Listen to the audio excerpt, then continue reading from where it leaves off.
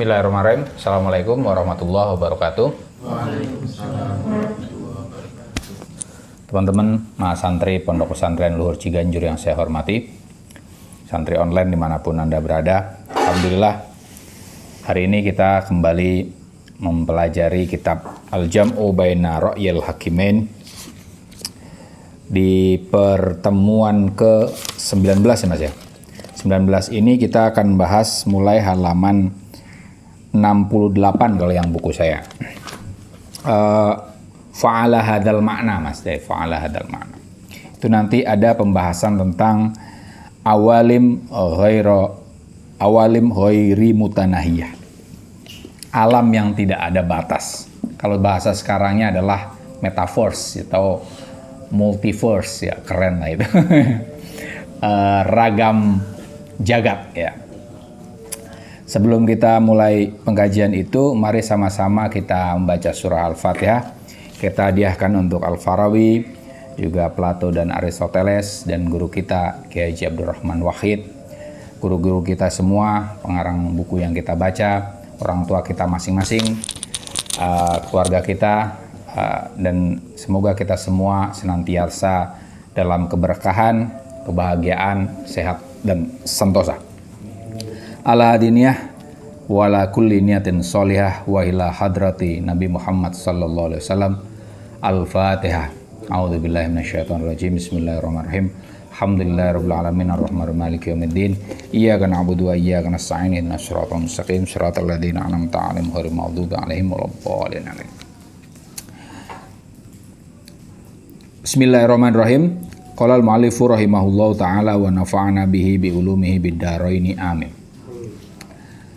Fa'ala hadzal ma'na, berdasarkan pengertian itu, yang bagi antu'rofa, seyogianya diketahui, watusuwiro, dan dikonsepsikan, apa qawilu ulai hukama, pernyataan para filsuf tersebut, maksudnya Plato dan Aristoteles, fima athbatuhu, terkait dengan yang ditetapkan oleh mereka minas suwaril ilahiyah, berkenaan dengan forma-forma ilahi. La ala annaha ashbahun, bukan dalam pengertian bahwa forma-forma ilahi itu ashbah, hantu-hantu, qaimatun, yang berdiri, mengada, fi amakinin akhar, ya, di tempat lain, kharijatin an hadal alam, berada di luar alam ini. Kemarin kita sudah membahas soal al-muthul, ya, ide, eidos, versi Plato, yang dinyatakan oleh Al-Farabi juga merupakan pendapatnya Aristoteles. Argumennya itu begini, bahwa segala yang ada ini ada gagasan yang melatarinya. Kita gambarnya gagasan aja ya, ide, lebih tepatnya ide. Ada ide di balik semua yang ada. Nah, ide itu berada disebut dengan ide-ide ilahi, forma, bentuk-bentuk ilahi. Nah, bentuk-bentuk atau ide-ide ilahi itu, sebagaimana Allah itu abadi, dia juga jadinya abadi. Gitu. Seabadi Tuhan, segala sesuatu yang terkait dengan Tuhan itu maka dia mengabadi. Nah, ide-ide itu abadi. Ide-ide itu adalah prototip bagi kemengadaan segala sesuatu. Kalau misalnya ada manusia, itu ada ide tentang manusia, gitu ya. Ada kucing, berarti ada ide tentang kucing. Nah, ide tentang kekucingan, kemanusiaan, ke apapun itu adanya di alam ilahi. Itu tapi bahasanya di sini alam ilahi, jagat Tuhan. Udah itu, tapi lagi-lagi apa namanya semacam metafor ya. Ya Tuhan tentu saja tidak beralam ya. Di ide Tuhan itu ada di alam ilahi. Nah, tadi karena ada istilah alam ilahi, itu maka kemudian ini nanti akan muncul ragam alam ya tadi. Nah, ini barusan yang kita bahas adalah apakah ide-ide itu kemudian bentuknya seperti apa? Ada sebagian orang yang mengkritik Plato yang mengatakan emangnya itu berarti yang dimaksud dengan ide itu seperti apa tadi asbah, hantu-hantu. Ada makhluk-makhluk semacam itu yang kemudian menghadirkan hal ihwal yang konkret ya, gelas dan segala sesuatu yang kita lihat gitu. Nah, ini menurut Al-Farabi ya tidak semacam itu. Jangan bayangkan bahwa ide itu makhluk-makhluk yang kayak misalnya tadi sifatun qaimatun bidati ta'ala itu kan kadang misalnya al-ilmu misalnya gitu ya.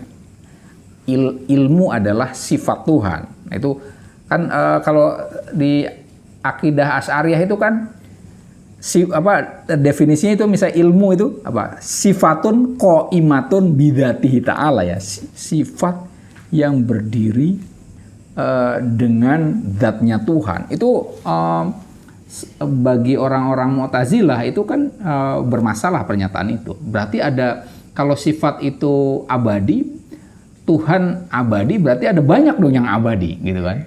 Itu makanya bagi orang-orang Mu'tazilah, kita yang Asy'ariyah ini ya dalam tanda kutip itu mensekutukan Tuhan karena ada yang abadi selain Tuhan. Nah, terlepas dari itu, tadi yang ingin dibahas oleh Al-Farabi adalah jangan bayangkan ide-ide itu seperti itu tadi, ya. Seperti ada makhluk-makhluk yang disebut sebagai eidos, ya. Bukan. Ya. Fa'innaha bahwasanya forma-forma ilahi atau ide-ide ilahi mata tusuwirat ala hadas sabil, apabila dikonsepsikan dengan cara seperti tadi bahwa Tuhan itu ide-ide yang ada ini ada di pikiran Tuhan dan dia abadi dan menjadi cikal bakal kemenjadian segala sesuatu. Allah kalau menciptakan segala sesuatu sebenarnya ya sesuai dengan ide-ide yang global itu. Nah, yalzamul qawlu biwujudi awalimi ghairi mutanahiyatin. Maka lazim dengan itu untuk mengatakan adanya alam yang tidak terbatas. Nah, ini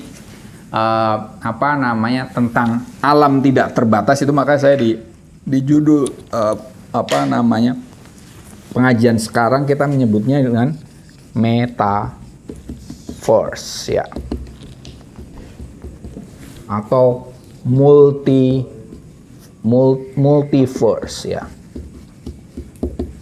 Tadinya saya mengartikannya multi semesta, tapi ternyata keliru. Semesta itu bukan, jadi alam semesta itu kita jangan hanya nyebut semesta doang, karena semesta itu artinya keseluruhan. Jadi kalau kita ngartikan meta semesta keliru. Nah, alam semesta sinonimnya adalah jagat ya. Jadi ini ragam jagat. Saya mengartikannya ragam jagat. Saat ini istilah metaverse ini bukan yang ini ya. Metaverse yang kalian Facebook itu sekarang metaverse ya. Ya kan sekarang gantinya metaverse ya. Nah, kalau di dunia komputer metaverse maksudnya adalah dunia ini kita dunia real, tapi kemudian ada dunia yang dunia alternatif ya, istilahnya gitu kan. Kayak misalnya kalian kan kalau di internet bisa jadi apa saja kan, ya kan. Mas Faik bisa jadi bencong mungkin, bisa aja kan, bisa jadi apapun ya kan. Kita bisa menjadi apapun. Nah, itu yang kalau di dunia komputer salah satunya itu. Atau kalian nonton itu film Matrix. Nah, tapi kalau Matrix itu saat ini mungkin belum jadi kenyataan itu ya. Kita masuk ke dunia komputer gitu. Ya mimpi kayak model kita tidur kemudian kesadaran kita justru masuk ke dunia komputer. Tapi mungkin nanti kita akan sampai itu ya. kita mungkin akan sampai itu. Kalau sekarang paling banter kita masih di sini, tapi kemudian kita mempunyai identitas lain, kayak avatar. Makanya istilahnya avatar kan. Ya kan, kalau di dunia internet kan kita nyebutnya avatar kan. Avatar itu kan nabi kan, perwakilan dari diri kita maksudnya gitu. Nah itu kalau di dunia komputer metaverse dimaksudnya itu. Tapi kalau di fisika itu bahwa di semesta ini nih ada banyak alam gitu. Mungkin kalian kalau di film nontonnya apa? Film Interstellar, ada yang nonton? Nah itu tuh ya, Interstellar itu. Bahwa ada alam lain nih. Jadi di sini nih jangan-jangan ada orang yang dari abad keberapa gitu atau di planet dan seterusnya semacam itu. Nah, salah satu ilmuwan yang meyakini adanya metaverse itu Hawking ya. Dia kan memunculkan theory of everything, teori segala sesuatu atau M-teori. Nah, M-teori itu di dalamnya adalah tentang adanya banyak alam semesta. Kalau filsufnya David Lewis on the plurality of world itu juga sama, membahas tentang adanya pluralitas alam semesta. Nah, tapi kemudian ini yang dimaksud ini ternyata itu bukan wacana yang baru ya. Sebagai contoh tadi Al-Farabi itu membahas soal awalim ghairi mutanahiyah ya, alam yang tidak ada batasnya. Dan itu Islam juga sebenarnya Al-Qur'an itu membenarkan itu kan. Benar nggak? Percaya nggak? Alamin, bener. Rabbil alamin kan, bukan Rabbil alam kan, tapi alamin. Tuhan semesta, alamnya banyak gitu. Alamin, jamak dari alam. Iya. Artinya ini benar tadi. Alamin ya, Rabbil alamin kan. Rabbil alamin. Iya. Nah, di sini tapi yang dimaksud oleh Al-Farabi alam yang tak terbatas itu kulluha, semua dari alam-alam itu ka'amthali hadal alami, sebagai ide-ide dari alam ini. Nah, dia bayangannya gitu. Jadi ini kita alam yang konkret ini, kemudian ada banyak alam. Dan alam-alam yang banyak itu adalah ide-ide yang mendasari keberadaan alam yang konkret yang kita jalani. Ini kalau versinya Al-Farabi. Waqad bayyanal hakimu Aristoteles telah menjelaskan ma yalzamul qailina biwujudil awalimil katsirati. Apa yang lazim dikatakan oleh orang-orang tentang keberadaan alam-alam yang banyak ya. Fi kutubihi, di buku-bukunya Aristoteles yang banyak ya. Fit tabiiyat, terkait dengan pembahasan fisika ya. Wa syarahal mufassirun, para penafsir Aristoteles juga telah menjelaskan aqawilahu, pernyataan Aristoteles bi ghayatil idah, dengan jelas. Cuman ini nggak dijelaskan di sini ya. Intinya menurut Al-Farabi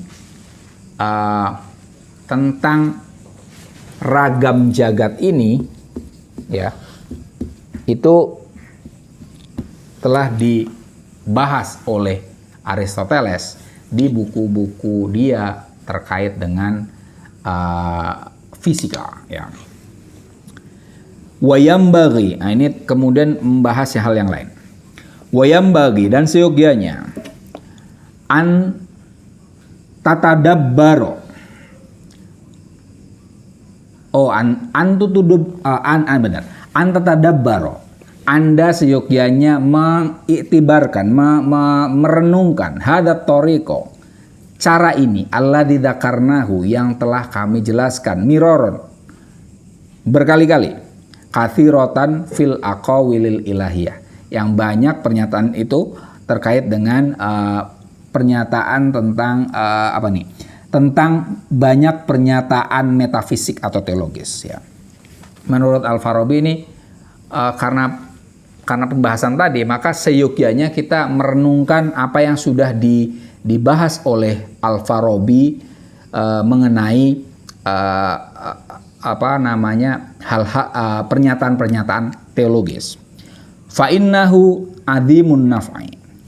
Bahwasanya pernyataan yang sudah dibahas oleh Al-Farabi tadi terkait dengan ide itu sangat bermanfaat. Wa alaihi al-mu'awwalu fi jami'i dzalik, ya. Dan berdasarkan pada pembahasan Al-Farabi tadi,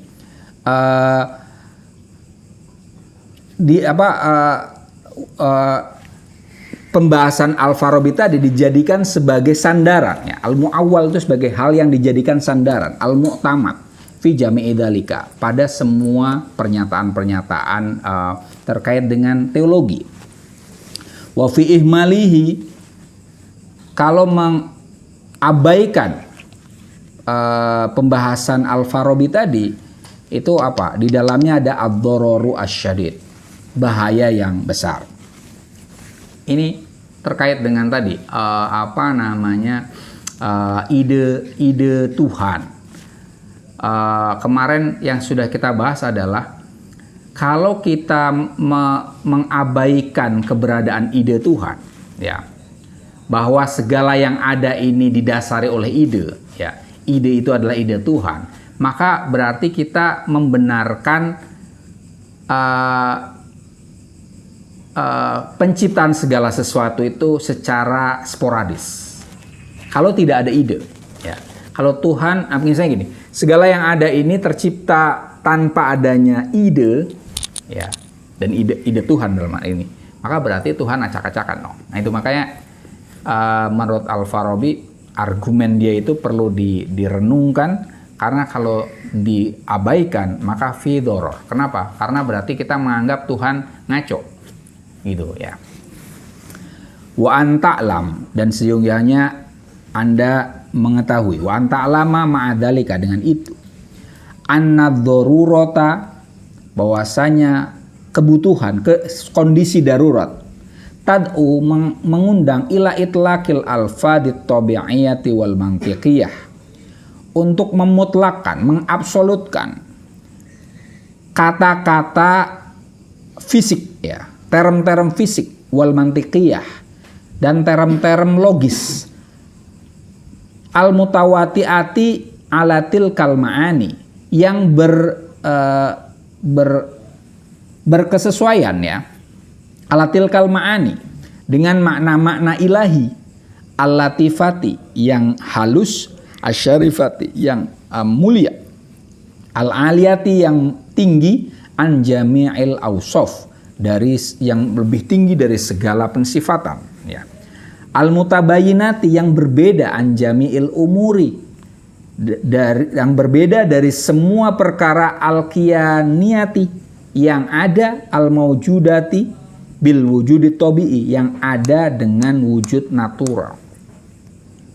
Tadi tentang ide ilahi, tadi juga saya bilang tentang alam ilahi. Ini kenapa kok kita menggunakan istilah ide ilahi atau tadi alam ilahi? Itu karena apa? Daruroh, kondisi darurat, ya. Mau tidak mau kita kemudian sepertinya memutlakan sesuatu. Kayak tadi kan, ide ilahi itu versi Plato itu tidak berubah, abadi. Itu kan akhirnya seperti memutlakan sesuatu kan. Nah itu kenapa? Karena memang tadi ide ilahi atau alam ilahi itu berkaitan dengan ma'ani al-latifah asyarifah al-aliyah, berurusan dengan Tuhan. Maka mau tidak mau dia menjadi ikut-ikutan mengabadi, ya. Karena kalau misalnya sifat Tuhan tidak abadi, ya kan berarti bukan sifat Tuhan, ya kan. Contohnya kan gitu kan, ide Tuhan abadi, kemudian ada pernyataan ide Tuhan, masa idenya tidak abadi? Makanya ikut-ikutan menjadi abadi dia. Itu karena daruroh, ya. Fa innahu in qasoda syahsun, ya, apabila seseorang bermaksud likhtirai alfadin akhar, untuk menciptakan lafadz yang lain, kata yang lain. Wasti'nafi wad'i lughatin, dan memulai untuk membentuk bahasa yang banyak. Siwa ma hiya musta'milatun, ya, selain dari yang sudah digunakan, lama kana yujadus sabilu ila alfadihi. Tidak ada jalan kepada kata-kata itu. Wa yatasawwaro minha, dan orang tadi akan mengkonsepsikan dari kata-kata itu ghairu ma basyarathul hawasu, selain dari yang dicerap oleh indera, ya, yang diberitahu oleh indera. Tadi seandainya orang mau membuat istilah lain, ya, kayak kemarin kita membahas soal sifat-sifat Tuhan. Allah itu ada. Jadi jangan bayangkan adanya Allah ya sama dengan keberadaan kita. Pasti kan gitu kan. Pasti segala kata-kata yang dikaitkan kepada Tuhan pasti jauh lebih tinggi daripada itu. Dan itu karena darurat saja kita harus menggunakan kata-kata itu. Ya. Nah, kalaupun kita menciptakan kata-kata lagi, kata-kata yang lain lagi, ya lagi-lagi itu karena kondisi darurat tadi, dan konsepsi kita terhadap kata-kata itu pun pasti melampaui apa yang dibayangkan oleh indera. Seperti contoh tadi, ide Tuhan. Ada nggak kira-kira as-suwar al-ilahiyah di Al-Quran? Gak ada. Ya dulu. Tapi nggak kata-kata suwar al-ilahiyah. Mutul ilahi kan nggak ada. Ya kan? Alam ilahi nggak ada di artinya itu kan kata-kata baru. Ya kan? Paham nggak maksud saya? Jadi, seandainya ada orang yang berusaha menciptakan istilah baru yang dikaitkan pada Tuhan, maka ya tidak ada jalan lain bagi orang itu kecuali mengkonsepsikannya jangan kemudian seperti pandangan yang biasa, tapi harus melampaui hal yang biasa. Seperti halnya tadi, ilmun. Kalau ilmu kan ada ya, basir misalnya, Allah itu maha melihat, ya kan? Melihat, mendengar itu kan ada, tapi kan sam'ullah laisa kasam'ina, ya kan? Pendengaran Tuhan tidak seperti ini tadi, dan seterusnya. Ini sama, ya. Falamma kanatid daruratu tamna'u wa tahulu bainana wa baina dzalik. Falamma kanatid darurah, ketika ada kondisi darurat itu tamna'u mencegah, wa tahulu dan menghalangi, bainana antara kita wa baina dzalik, dengan hal itu tadi, dengan cara mudah untuk membahas tadi, iktasorna alama yujadu minal alfa, maka kita membatasi diri dengan kata-kata yang ada. Kayak tadi biasanya kita contohnya tadi ya, ilmun, ya, wujud, dan seterusnya. Wa ujabna ala anfusina, dan kita mewajibkan diri kita al-akhtara bilbal, untuk hati-hati, ada warning dalam diri kita, di dalam hati kita. Annal ma'aniyal ilahiyata, bahwasanya makna-makna ilahi allati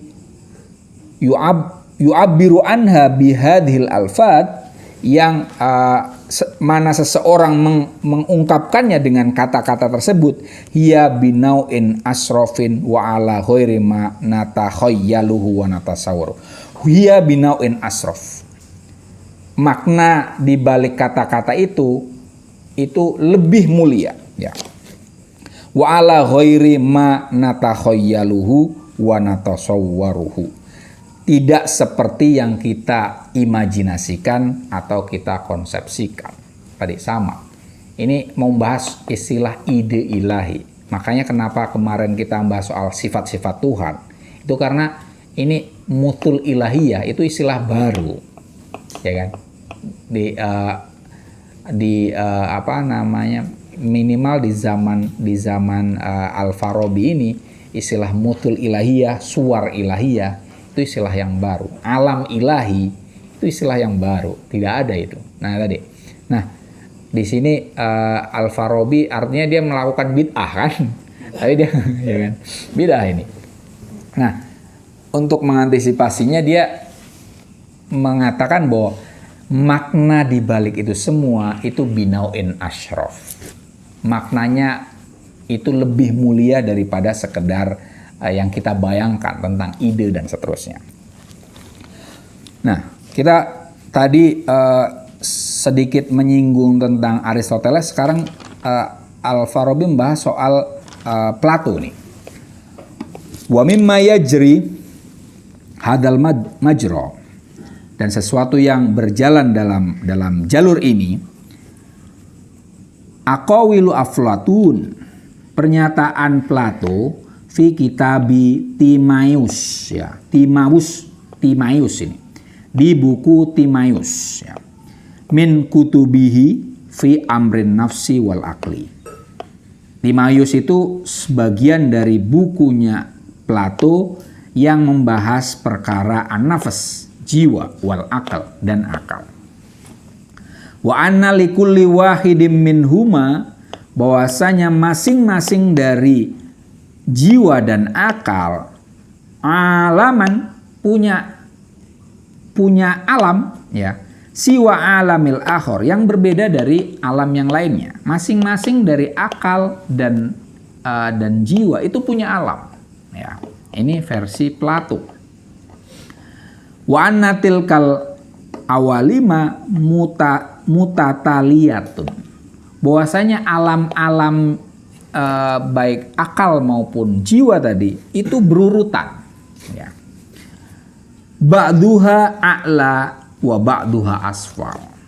Sebagian dari alam-alam itu ada yang lebih tinggi, sebagian lain ada yang lebih rendah, ya. Wasairu maqala mimma asbah dalika, dan selain daripada pernyataan yang tadi itu mirip dengan pernyataan itu. Artinya Plato itu juga menyatakan adanya ragam alam, ya. Ini kalau di awal tadi Aristoteles yang disebut oleh Al-Farabi itu tidak, Aristoteles tidak disebutkan oleh Al-Farabi maksud dari ragam alam seperti apa. Nah, tapi ini di Plato jelas. Ragam alam itu contohnya adalah ada alam akal, ada alam jiwa, ya. Wa minal wajib, sewajibnya, seyogyanya, annata sawwara minha shibha ma dzakarnahu. Seyogyanya kita mengkonsepsikan dari pernyataan itu shibha ma dzakarnahu, sesuai dengan apa yang sudah kami jelaskan tadi. Annahu, bahwasanya Plato innama yuridu, dia ingin, yang dia maksudkan adalah yuridu bi awali mil akli hayyizahu. Yang dimaksud dengan alam-alam akal adalah hayyiznya. Hayyiz ini kalau di bahasa, kalau saya nyari di kamu Mu'jam Falsafi, ya, artinya space, tempat, tapi maksudnya nanti bukan. Saya mengartikan hayyiz itu ranah saja. Ya, ranah ini. Nanti ada dua kata ini. Ini dua kata penting. Ada makan, ada hayyiz, ya. Makan, hayyiz, ya. Tapi ini baru tadi, ya. Ketika Plato mengatakan tentang alam akal atau alam jiwa, ini untuk tadi akal dan jiwa, ya. Alam akal dan alam jiwa. Oke, ini pakainya hayyiz, ya. Kadzalika bi awalimil nafsi, demikian juga dengan alam jiwa, ya kan? La annalil akli makanan, jangan diartikan bahwa akal itu punya tempat. Nah, ini artinya tempat, ya. Hayyiz ini belum ada artinya ini. Karena di Mu'jam Falsafinya yang Murad Wahbah artinya space juga. Jadi saya ngartiinnya ranah. Apa enaknya? Intinya ini hayyiz itu adalah tempat untuk hal-hal yang non fisik, ya. Kalau ini fisik nih, tempat fisik ini. Kalau ini tempat tapi non fisik. tempat untuk hal-hal non fisik, Ini hayis. Ya, seperti tadi akal itu ada dunianya. Kalau zaman sekarang sebenarnya kalau ini sih masih bahasa abad pertengahan ya masih metafisik gitu. Kalau zaman sekarang kita jelas ya ada alam virtual kan ini kan, ya kan? Kayak misalnya kalian ada yang miner nggak? Saya miner, saya tukang mining. Mining itu kan ada dunia virtual kan itu kan, bahwa ada orang yang transaksi banyak, kemudian kita dengan mesin mining rig kita, kemudian memvalidasi transaksi misalnya Bitcoin atau apapun. Nah gitu. Itu kan ada dunianya sendiri tuh. Semacam itu, dan kemudian dengan validasi itu kita dibayar. Nah, itu kan ini sebagai contoh itu hayis itu. Nah, ya. La annalil akli makanan walin nafsi makanan. Jangan katakan bahwa akal punya tempat, jiwa punya tempat, walil bari ta'ala makanan. Nah, ini juga jamak. Tadi kan ada alam ilahi ya. Alam ilahi. Jangan katakan Tuhan punya tempat ya. Ini ada kawan saya yang menulis buku Tuhan ada tanpa tempat. Nah, itu tadi. Berarti jangan pakai istilah makan, tapi hayis ya. Ba'duha a'la wa ba'duha asfal. Sebagian dari tempat itu lebih tinggi dan sebagian lagi lebih rendah. Kama yakunu lil atsam. Nah, tadi kan kalau makan ini untuk lil jism. Berarti ini li ghairi atsam ya. Li ghairi atsam. Gitu ya. Itu ini mulai kelihatan nih, ada makan, ada hayis ya. Fa inna dzalika, karena hal tersebut, mimma yastangkiruhu al-mubtadi'una bittafalsufi. Karena kalau akal, jiwa dan Tuhan itu punya tempat yang seperti jisim, itu adalah apa? Ma yastangkiruhu, sesuatu yang diingkari oleh al-mubtadi'una bittafalsufi, para pendahulu filsafat. Fakaifal murtaduna biha, bagaimana orang-orang itu menerima tentang adanya alam-alam yang beragam ini, dan alam-alam ini hierarkis ya. Ini alam ini nih hierarkis. Ada yang lebih tinggi, ada yang lebih rendah. Ya. Apa nama yuridu bil a'la wal asfal? Yang dimaksud oleh Plato dengan a'la, ada alam yang lebih tinggi. Wal asfal, ada alam yang lebih rendah. Al fadilata wasyarafa, yang dimaksud adalah lebih tinggi dalam keutamanya, fadilahnya, wasyaraf, lebih tinggi dari kemuliaannya, keutamaan dan kemuliaannya. Jadi ada alam yang lebih tinggi, ada yang lebih rendah. Maksudnya ada yang lebih mulia, lebih utama daripada yang lainnya. Lal makan as-sathi, bukan dalam pengertian lebih tinggi tempatnya, permukaannya ya. Makan sathi, tempat yang berpermukaan. Jangan dikatakan bahwa misalnya nanti akan dikatakan akal itu, alam akal lebih tinggi daripada alamun nafsi. Ini nanti akan ada penjelasannya. Ada alam ilahi, ada alam akli ya, alamul akli, alam akal, kemudian alam nafsi, kemudian nanti baru tobi'ah, alam semesta biasa ini. Ada 3 tingkatan itu. Nah, tapi maksudnya bukan tempatnya lebih tinggi, tapi tadi lebih utama daripada yang lainnya. Wa qauluhu alamul aql ya. Dan pernyataan Plato tentang alam akal, innama huwa alamai yuqol, itu sebagaimana yang dikatakan tadi ya. Demikian juga wa qaulu alamul jahli, pernyataan tentang alam kebodohan. Wa alamul ilmi, alam pengetahuan. Wa alamul ghaib, alam kegaiban. Wa yuradu bidzalika, dimaksudkan dengan semua itu hayyizu kulli wahidim minha. Hayyiz atau ranah, saya ngertiinnya ranah. Walaupun ini mungkin belum begitu tepat ya. Ini quote and quote lah. Alam akal itu adalah ranah, tempat tempat rohani. Kalau ini jasmani, tempat rohani lah. Gampangnya gitulah ya. Yalah wes gampangnya ngono. Karena susah juga itu. Gak ada itu. Saya tadi nyari di Mojam, mungkin harus nyari Mojam yang lain. Mujam Murad Wahbah nggak ada.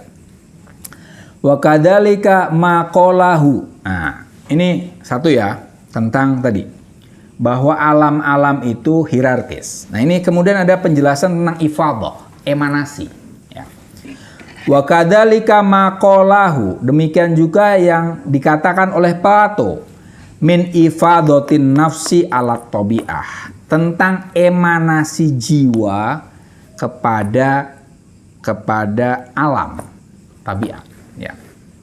Ifadah itu artinya kalau literalnya kan membanjiri ya. Cuman kalau bahasa membanjir atau meluapi ya, meluap. Fadah, fight itu kan artinya meluap, luapan. Nah, bahwa jiwa itu meluapi. Bahasanya nggak enak ya. Kalau bahasa filsafatnya emanasi. Membanjiri alam ya. Wa ifadatil akli ala nafsi ya. Juga ada ifadatil akli ala nafsi. Akal, emanasi akal terhadap jiwa. Innama aroda bihi, bahwasanya Plato memaksudkan tentang hal itu. Apa yang dimaksud? Ifadatal akli bil ma'unati ya, fi hifdis suwaril kulliyah. Yang dimaksud dengan akal mengemanasi jiwa itu apa? Emanasi akal bil ma'unah, dengan pertolongan. Akal menolong jiwa fi hifdis suwaril kulliyah, untuk menghafal, mengingat forma-forma universal ingda ihsasin nafsi, ketika jiwa itu merasakan bimufassolatiha, merasakan rincian forma-forma itu. Ada keterangannya. Wat tafsilu ingda ihsasiha, rincian ketika jiwa merasakan forma-forma itu bimujtama'atiha, dengan persatuan forma-forma, wa tahsilatiha, dan kekumpulan dari forma-forma itu, ma yudiuhu iyaha minas suwari ad-dairati al-fasidah. Ma yudiu iyaha adalah sesuatu yang menyerahkan kepada jiwa minas suwari dathiratil fasidati, forma-forma yang rusak dan lenyap dan rusak tadi. Gini maksudnya begini. Selain membahas tentang alam-alam yang hierarkis, Al-Farabi juga mengatakan bahwa alam-alam yang banyak itu sifatnya adalah emanatif. Ya. Ada alam, kan ada yang lebih tinggi, lebih rendah. Nah, alam yang lebih tinggi itu memberikan sesuatu kepada alam yang lebih rendah. Maksudnya gitu. Nah, contohnya di sini apa? Akal memberikan sesuatu kepada jiwa. Ada 3 nanti ya. Ada akal, nanti akan dijelaskan juga. Akal, jiwa, baru alam. Alam natural ya. Natural. Nah, akal beremanasi kepada jiwa, jiwa beremanasi kepada alam. Nanti gitu. Nah, hal ihwal ini kan ada yang konkret, ada yang partikular, dan ada yang universal. Yang kita cerap ini, misalnya saya mencerap kalian semua, ini kan tafsilat, rincian dari manusia-manusia. Dan ini rincian-rincian ini kalian bisa hilang kan? Kita semua bisa hilang, ya kan? Nah, rincian itu tadi bisa hilang. Jadi kalau kalian misalnya menghafal apa ya, ingetin orang satu persatu itu kan susah itu. Coba di antara, masih inget nggak 30 teman kamu waktu SD namanya siapa aja? Masih inget nggak, Mas? Susah kan? Apalagi ngafalin sampai urut gitu, Mas. Susah kan? Ya, Mas Faik lah. Misalnya di sini kan Lurah Pondok. Ngafalin teman-teman semua di sini tapi sama tanggal lahirnya, Mas. Sulit loh. Sulit pasti, ya kan? Tanggal lahirnya nih padahal nggak terlalu banyak kan, tapi itu sulit. Itu karena tafsilat.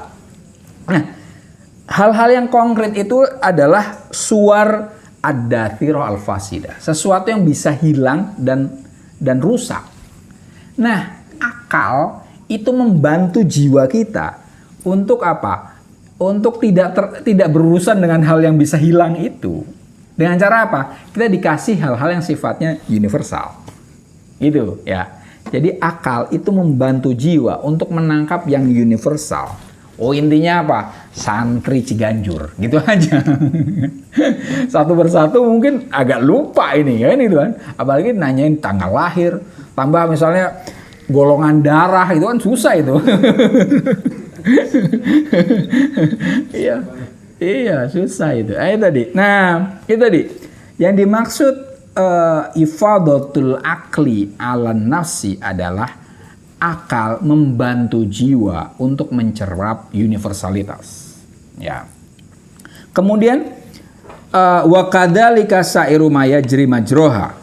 Demikian juga semua yang berjalan dengan jalannya itu min ma'unatil akli lin nafsi. Dari bantuan akal kepada jiwa. Banyak ya, itu enggak disebutkan. Wa arada bi ifadatin nafsi lit tabi'ah. Yang dimaksud Plato dengan emanasi jiwa pada alam itu apa? Matufiduha minal ma'unah. Sesuatu yang dimanfaatkan oleh alam dari jiwa tadi berupa pertolongan yang dibutuhkan oleh alam. Ya, pertolongan jiwa kepada alam itu adalah ifadatun nafsi ala tabi'ah. Apa yang dibutuhkan alam dari jiwa? Apa kira-kira? Ya kehidupan toh.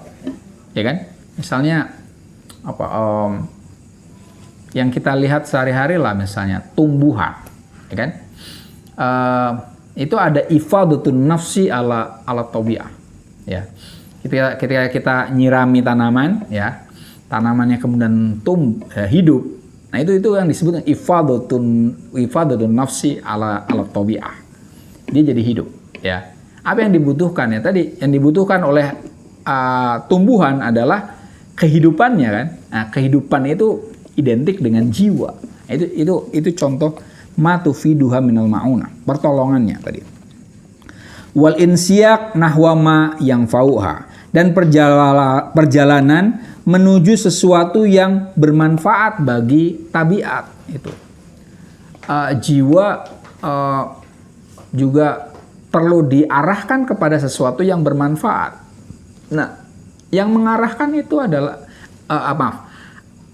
alam, ya, hal-hal yang terkait dengan hukum natural itu membutuhkan arahan agar bermanfaat, dan arahan itu datangnya adalah dari jiwa. Saya tadi tumbuhan, kita contoh paling sederhana ya. Kalian kalau taruh bunga di sini, ini lama-lama nanti dia akan melengkung, berusaha untuk mendekati sinar, ya kan? Selalu kayak gitu, karena dia mencari sinar, gitu. Itu nah tadi jiwa yang ada di dalam tumbuhan itu mengemanasi kepada tumbuhan itu, meluapi sesuatu yang dibutuhkan oleh tumbuhan itu agar dia mencapai kesempurnaannya. Nah gitu. Mimma bihi kiwamuha, yang mana dengan sesuatu itu alam itu bisa berdiri tegak ya. Wa minhu iltidaduha ya. Dari sesuatu itu tabiat atau alam itu bisa menikmati ya, talatuf biha, bersikap lemah lembut kepadanya, wasairi ma'asbadali, karena segala sesuatu yang mirip dengan itu.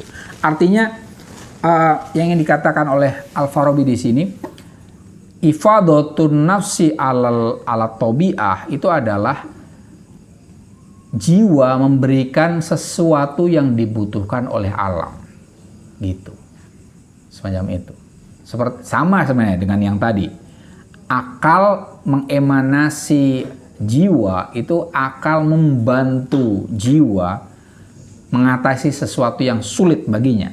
Dalam hal ini tadi mencerap universalia. Sementara alam membutuhkan jiwa agar dia bisa qaimun binafsihi ya, bisa berdiri tegak, bisa tetap hidup dan bisa bermanfaat semacam itu. Oke, ini selanjutnya, ini keterangan lebih lanjut tentang tadi metaverse ya, tentang ide sebenarnya. Wa aroda biruju'in nafsi ila alamiha. Wa aroda dan Plato bermaksud biruju'in nafsi, kembalinya jiwa ila alamiha, ke alamnya jiwa. Ingdal itlaqi min mahbasiha, ketika jiwa itu terlepas dari penjaranya, innan nafsa, bahwa sesungguhnya jiwa, madamat fi hadal alam, selama berada di alam konkret sekarang kita ini, fa innaha, sesungguhnya jiwa itu mudtorotun, terpaksa ya, membutuhkan ila musa'adatil badan, dia itu membutuhkan pertolongan badan atau bi'i yang natural. Alladzi huwa mahaluha, yang mana badan itu adalah tempat bagi jiwa ya. Ka'annaha tastaku ilal istirahah, seolah-olah jiwa itu merindukan istirahat. Fa idza raja'at ila dzatiha, ketika jiwa kembali ke dirinya, faka'annaha utliqat, maka seolah-olah jiwa itu terbebas min mahbasin mu'din, dari penjara yang menyakitkan, ila hayyizihal mulaimil masyakililaha, kepada tempat al-mulaim yang cocok, al-masyakili bentuknya, laha bagi jiwa itu. Adik, kalau di istilah Plato itu kan kehidupan kita ini kan kita terpenjara sebenarnya. Ya. Kalangan sufi juga sama ya. Karena sebagian sufi itu kan platonis. Orang-orang Katolik yang yang platonis juga sama itu. Mungkin kalian kalau pernah nonton film atau baca novel itu loh, The Name of Rose punya Umberto Eco, itu bagus tuh. Ada novelnya, The Name of Rose, tebel gini. Itu cerita tentang para biarawan Katolik sebenarnya. Nah itu dia George namanya, itu dia mengatakan bahwa ya tubuh ini penjara bagi jiwa, gitu kan. Karena begini, jiwa itu kan sebenarnya ya pengennya bebas, pengennya terus berpikir, kedamaian, tapi gara-gara badan kita kan mau nggak mau harus tidur, ya kan? Benar kan? Mau tidak mau kita harus makan. Ini bahasa orang yang misalnya gini, saya pribadi kalau lagi konsentrasi nulis misalnya gitu kan, baca atau nulis itu kemudian kok tiba-tiba ngantuk, itu sebel sama ngantuk. Kenapa gue harus tidur gitu? Benar, kenapa gue harus tidur gitu? Iya. Gimana? Atau makan itu harus makan gitu. Sebel dengan itu tadi. Itu agak platonis juga kalau kalian sampai ke taruh itu tuh agak platonis itu. Jadi sebel itu. Coba Mas kalau nggak ngerokok problem nggak Mas? Atau bisa berhenti misalnya? Harus ngerokok atau enggak? Harus. Nah itu tuh terpenjara sebenarnya. Benar paham nggak maksudnya? Saya sempat ngerokok kemudian berhenti, ngerokok berhenti gitu kan. Itu pas udah berhenti kemudian ngerokok lagi itu nyesel Mas. Ngapain aku harus ngerokok? Benar. Jadi Mas, kalau nyobain berhenti ngerokok gitu ya. Nanti mulai sakaunya itu kalau udah mulai 4 hari. Kalau Mas cobain ngerokok lanjut lagi tuh. Tapi kalau udah ngelewatin, lewat tuh. Nanti seminggu sakau lagi tuh, pengen ngerokok itu, ngeliat teman-teman ngerokok, pengen ngerokok lagi tuh. bener, sakau itu, sebenarnya sakau itu. Nggak enak kalau nggak ngerokok itu, apalagi ada kopi gitu kan. Nggak ngerokok itu kayak ada yang hilang gitu kan, ya kan? Itu tadi. Nah itu kalau bahasanya Plato tadi itu kita artinya apa? Terpenjara oleh kebutuhan tubuh yang sebenarnya nggak jelas. Rokok itu apa coba? Coba. Benar kan? Coba deh pikirkan secara hakiki gitu. Apa gunanya ngerokok? Tapi ada loh orang itu lebih baik nggak makan daripada nggak ngerokok. Ada kan? Ada itu. Tapi betul, ada loh. Iya. Ada kakak saya itu ada 2 yang perokok berat.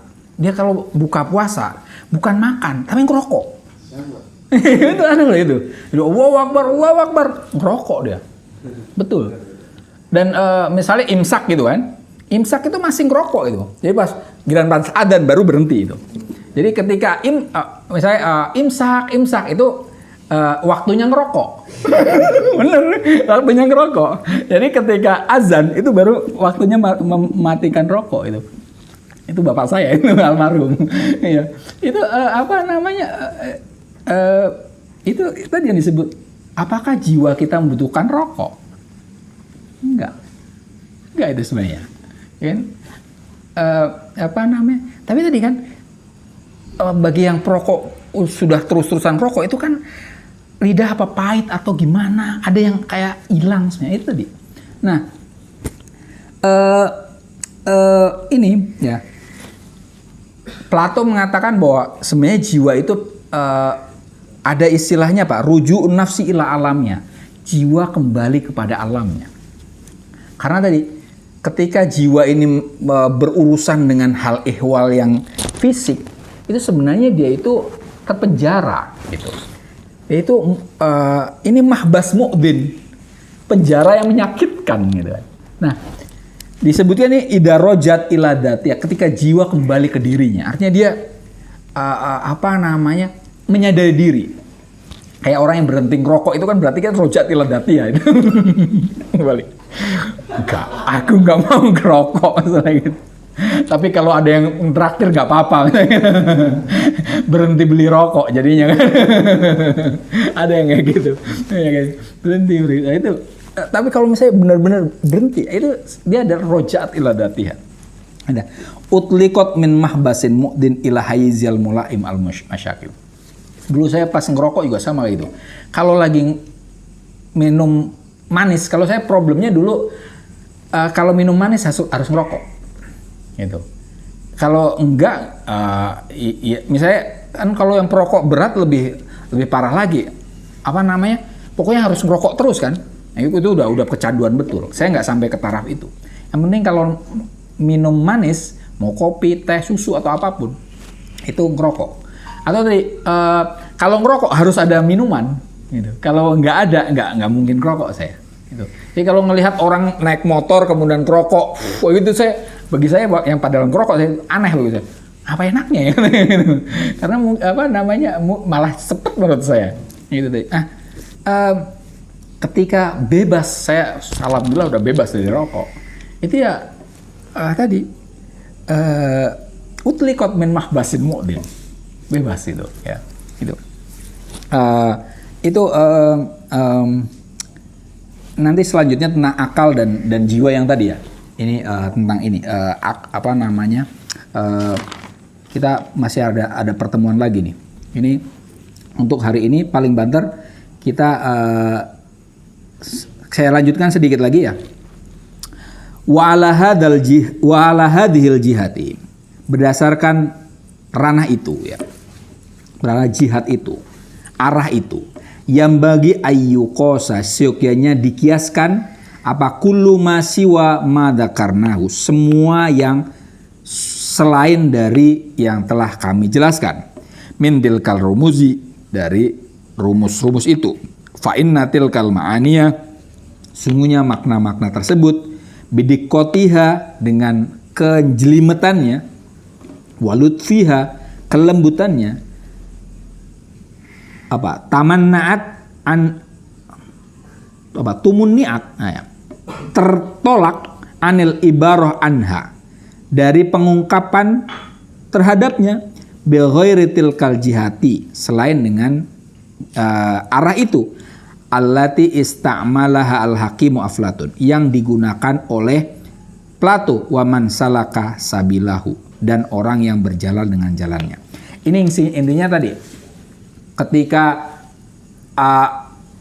Plato mengatakan ide ilahi, kemudian hierarkis, alam itu banyak, yang banyak itu hierarkis, yang banyak itu emanatif. Itu maksudnya seperti yang dimaksudkan tadi.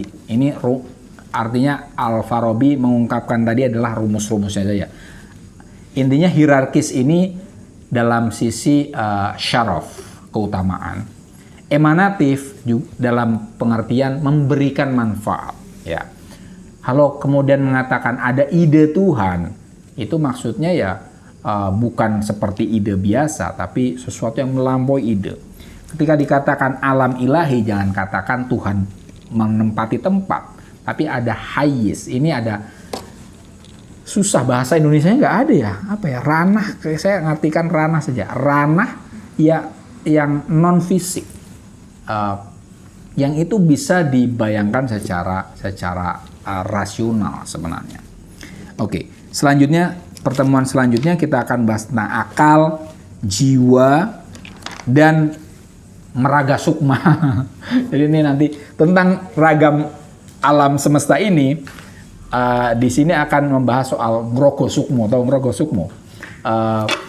Nanti Plotinus itu dia merasakan seperti Nabi Muhammad Isra Mi'raj. Nah ini sebenarnya nanti ketika kita percaya Nabi Muhammad Isra Mi'raj, ya kita sebenarnya percaya ada metaverse sebenarnya gitu. Oke, itu saja untuk malam ini. Kalau ada yang bertanya, monggo. Monggo. Sejauh yang saya pahami, ide Plato kan soalnya itu emang ada di sana. Gimana? Ide Plato kan memang ada di sana, dan kita yang ada di realitas indrawi saat ini dan di tempat ini itu adalah menyomot atau mengkopi dari realitas ide tersebut. Nah, saya melihat apakah ini bisa menjadi problem jika dikaitkan dengan ideologi Islam gitu, Pak? Apa? Bahwasanya kita di sini itu memang tidak real, yang real, yang maha sang nyata adalah di sana gitu. Kita itu ada di sana. Ini hanya sebagai cerminan atau ya pancaran atau faidur bisa dikaitkan dengan Islam nggak sih, Pak? Ide Plato itu. Kalau di Islamnya, ide Plato itu ya cocoknya dengan kaum sufi, ya, kaum batin, kebatinan seneng itu, bahwa yang penting adalah yang batin, yang penting adalah akhirat, yang penting adalah alam yang tadi misal macam itu, ya. Tapi nanti ada lawannya nih, ya. Lawannya adalah orang-orang yang realistis. Yang penting adalah kekinian, ya kan? Utamanya kalau di agama, filsafat sebenarnya, ya itu mas apa namanya, Konghucu, ya, Buddha itu kan ketika ditanya bagaimana hidup setelah mati, itu malah ditanya balik, Apakah kamu sudah paham dengan kehidupan ini? Jadi yang penting adalah kehidupan ini. Maka sebagian besar teman-teman kita, saudara-saudara kita yang Tionghoa, yang enggak Tionghoanya yang dalam hal ini adalah seorang Buddhis ataupun Konfusian, ya Konfusianis itu fokusnya ke kehidupan kekinian, itu kan. Hal-hal yang dohir, ya. Mungkin kalau di keislaman hal-hal yang dohir itu ya kaum fuqaha, ya kan. Jadi Plato itu cocoknya adalah gagasan Plato itu cocok bagi kaum sufi, ya. Jadi pendekatan irfani berarti. Irfani. Makanya ini kenapa Ibnu Arabi itu kan dikenal dengan nama Ibnu Aflatun. Iya. Karena dia mempercayai tentang adanya ide, tentang antah berantah itulah. Nah, tapi kalau kembali ke Islam, apakah Islam itu 100% seperti yang dibayangkan bahwa fokusnya kepada akhirat? Enggak juga. Apakah Islam kemudian fokusnya seperti tadi, Konfusianisme atau Buddhism yang kekinian ke dunia? Tidak juga. Wabtaghi fima ataqallahu daral akhirah, ya kan? Wala tansa nasibaka minad dunya, ya kan? Wabtaghi, carilah fima ataqallah darul akhirah, apa yang dihadirkan oleh Allah terkait dengan akhirat. Wala tansa nasibaka minad dunya, tapi jangan lupakan nasibmu di dunia konkret ini. Artinya kalau kita mengacu ke ayat itu, tidak semata-mata yang penting itu dunia mital, ya kan? Ini kan ide sama realitas. Nanti larinya gitu, Mas, ya kan? Alam ide dan alam realitas, kan itu kan. Jadi ayat tadi mengandaikan Islam itu ya in between, Al-Quran tadi ya, antara idealisme dengan realisme, semacam itu. Fokusnya hanya akhirat saja, ya nggak sehat juga, Mas, ya dah? Jadi nggak sehat, bisa nggak sehat, ya. Kekinian jadinya diabaikan. Udahlah semuanya, misalnya gini, orang-orang yang hanya percaya kepada hukuman akhirat, misalnya gitu, itu kan ya udahlah, yang maha adil adalah Tuhan. Ya udah, kalau misalnya tidak selesai di sini, kita di akhirat saja, misalnya gitu. Kan nggak selesai akhirnya, ya kan? Di kehidupan konkret yang real ini. Artinya Plato yang fokusnya kepada ide saja, ya sebenarnya ibarat burung ya hanya satu sayap. Ya, seharusnya dua-duanya itu. Hanya fokus pada ide saja nggak sehat, sebagaimana hanya fokus kepada yang real saja tanpa idealisme nggak sehat. Yang sehat adalah dua-duanya. Macam itu, Mas. Lanjut, Mas. Cukup? Boleh, Pak. Enggak. Sejauh yang saya pahami, jadi hierarkis itu kan saling membutuhkan antara akal, jiwa, sama alam yang membutuhkan jiwa itu sendiri.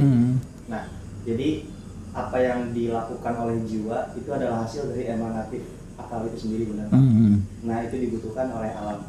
Nah, sekarang kalau misalkan kita melihat ada istilah orang yang kehilangan akal, contohnya mengkonsumsi barang-barang apa gitu, membuat akalnya itu hilang. Nah, berarti jiwa itu diemanasi oleh siapa dan kenapa dia masih bisa untuk melakukan sesuatu kepada alam? Gitu, Pak. Ya, di sini nanti alamnya adalah tubuh ya. Kalau di tubuh kita berarti kan ada akal, ada jiwa, ada tubuh ya. Tadi pertanyaannya berarti gimana? Jadi bagaimana si akal itu mengemanasi jiwa untuk ke alam itu sendiri, padahal si akal itu sedang tidak baik-baik saja. Iya, iya. Apa namanya? Ini sebenarnya memang nanti ada pernyataan di sini tuh.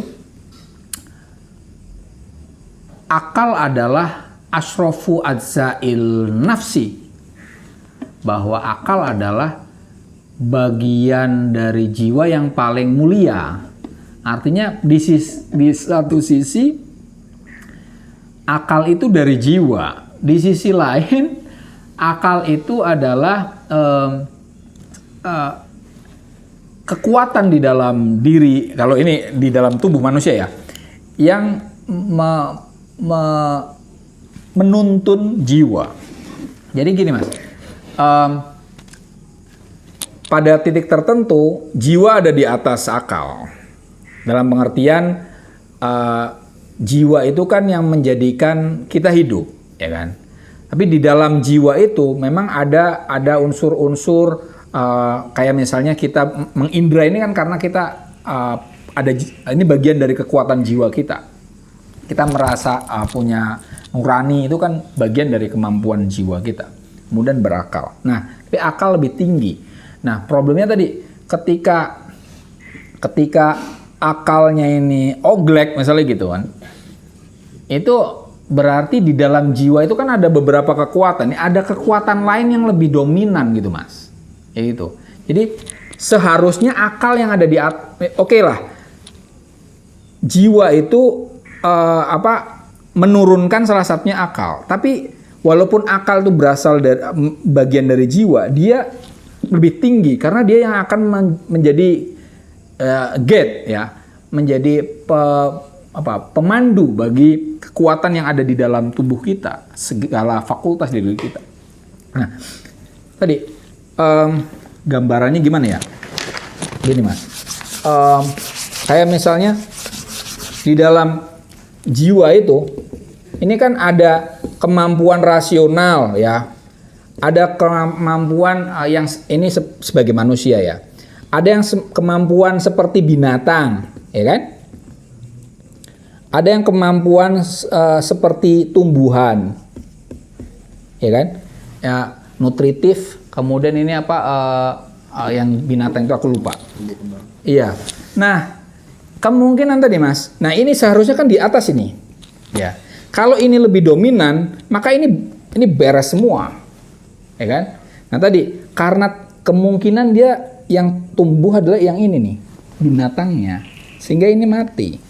Jadi yang mengemanasi, ininya tidak mengemanasi. Jadi seharusnya ifadatul akli ala nafsi ini nggak berlaku. Jadi langsung ifadatul nafsi ala tabi'ah. Jadi yang pertama tadi tidak berlaku pada orang yang bermasalah tadi. Jadi ininya yang ini di sini kan nanti ini kan seharusnya akal di sini ya. Baru di sini tadi alam dalam ini tubuh saja kita sebut kita tubuh. Nah ini berarti yang dominan dari dia adalah ini kekuatan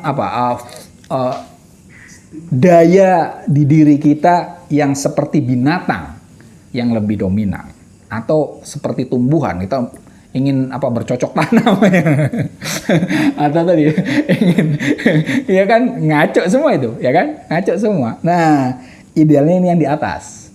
Berarti yang Mas bilang tadi itu ada ifadah yang hilang, yaitu ifadatul akli ala nafsi. Yang ada hanya ifadatul nafsi ala tabi'ah. Gitu Mas. Oke ya. Cukup mungkin ya. Terima kasih atas pertanyaan dan perhatian semuanya. Assalamualaikum warahmatullahi wabarakatuh.